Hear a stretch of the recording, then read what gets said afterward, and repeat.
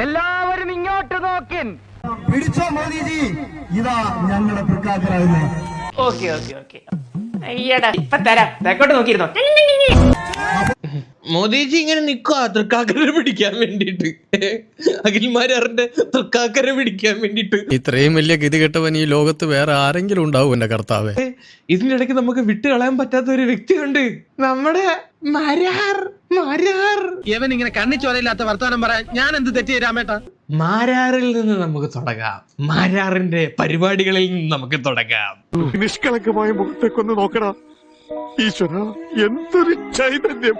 രാവിലെ തന്നെ നൈസായിട്ടൊരു പരിപാടി നടത്തി. തോറ്റു കഴിഞ്ഞാൽ ഫേസ് ചെയ്യാൻ ബുദ്ധിമുട്ടുണ്ടായതുകൊണ്ടായിരിക്കണം പുള്ളിക്കാരൻ സ്വന്തം ഭാര്യയും പിടിച്ചോണ്ട് ഹോസ്പിറ്റലിൽ പോയി. നിനക്കതൊക്കെ എങ്ങനെ സാധിക്കുന്നത്?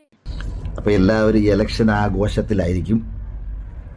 റിസൾട്ടൊക്കെ ആഘോഷിക്കും, ഞങ്ങളും ആഘോഷിച്ചോണ്ടിരിക്കുക. അതൊക്കെ ഗോപാലകൃഷ്ണൻ ഒരു നമ്പറല്ലേ? കേരളത്തിലെ എല്ലാ ആഘോഷ ടീമുകൾക്കും അണ്ണൻ ജയിക്കുന്ന അണ്ണനെ പൊക്കിയെടുക്കാൻ വേണ്ടി അണികൾ ഇങ്ങനെ പുറത്ത് നിൽക്കുമ്പോ അണ്ണൻ ഇങ്ങനെ ഹോസ്പിറ്റലിൽ പോയി കിടന്ന് എങ്ങനെ ശരിയാവുന്നത്? നീ എന്റെ മാനം കളയരുത്, നിനക്ക് എന്ത് വേണേലും ഞാൻ തരാം. അണ്ണൻ തന്നെ വന്നിട്ട് എത്ര തവണയാ പറഞ്ഞ 100% വിജയം, 4ാം തീയതി നിങ്ങൾ ഞെട്ടും എന്നൊക്കെ പറഞ്ഞിട്ട് ഹോസ്പിറ്റലിൽ പോയി ഇരിക്കണോ? പുറത്തോട്ട് ഇറങ്ങി ചെന്നു നോക്കൂ. ഒരു കയ്യബദ്ധം നാറ്റുകരുത്. ആഘോഷം നിങ്ങൾ ആശുപത്രിയിൽ വന്ന് കാണണമെന്നുണ്ടായിരുന്നു. അങ്ങനെ പവനായി ശവമായി എന്തൊക്കെ ബഹളമായിരുന്നു. മലപ്പുറം കത്തി, മെഷീൻ ഗണ്ണ്, ബോംബ്, ഒലക്കര മൂട്.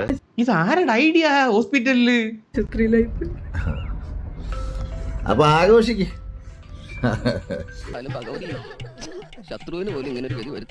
ഇതിനേക്കാളും വേറൊരു കോമഡിയുണ്ട്. പ്രചാരണത്തിന്റെ അവസാനത്തെ ദിവസം നമ്മുടെ ഗോപിച്ചേട്ടന്റെ കൂടെ നിന്നിട്ട് ഒരു ഡയലോഗ് അടിച്ചത്, അരുൺകുമാറിനെ പറ്റി പറഞ്ഞത്. അയ്യോ, ഓർമ്മിപ്പിക്കല്ലേ പൊന്നെ. അതൊന്നും സാരമില്ല, ഇവൻ ഇതൊക്കെ പറയുവാ. അരുൺകുമാർ വാർത്ത വായിക്കുന്ന സമയത്ത് ആ സാധനം നിങ്ങളൊന്ന് ആലോചിച്ചു, എന്താ പറഞ്ഞൊന്ന് ആലോചിച്ചോക്ക്. റിപ്പോർട്ടർ ചാനലിലെ അരുൺകുമാറിന് എന്റെ വാർത്ത ഞാൻ മുന്നിലാണെന്ന് വായിക്കുന്ന നിമിഷത്തിന് വേണ്ടി കാത്തിരിക്കുകയാണ്. നീ ഒരു റീ എൻട്രിക്ക് ശ്രമിക്കുമ്പോ ആരംഭത്തിലെ അപമാനം തുടക്കം കുറിക്കുകയാണെന്ന് മാത്രം പറഞ്ഞുകൊണ്ട് ഈ ഒരു സ്വീകരണത്തിന് 1000 നന്ദി അറിയിച്ചുകൊണ്ട് ഞാൻ 2 വാക്ക് സംസാരിക്കാൻ. എന്റെ അമ്മയെ നാട്ടിച്ച് ഇതുമാതിരി ചൊറിയുന്ന വർത്താനം പറയരുത്. എന്നെ ഇതിനകത്തോണ്ട് ചാടിച്ച നീയല്ലേ? എന്നിട്ട് എന്റെ മോൻ പോയി തൂങ്ങിച്ചാത്. ഇതിനേക്കാ വലിയൊരു സഹായം അച്ഛന് ചെയ്യാൻ പറ്റില്ല. പിടിച്ചേ. തൽക്കാലം ഇത്രയും മതി. വരട്ടെ.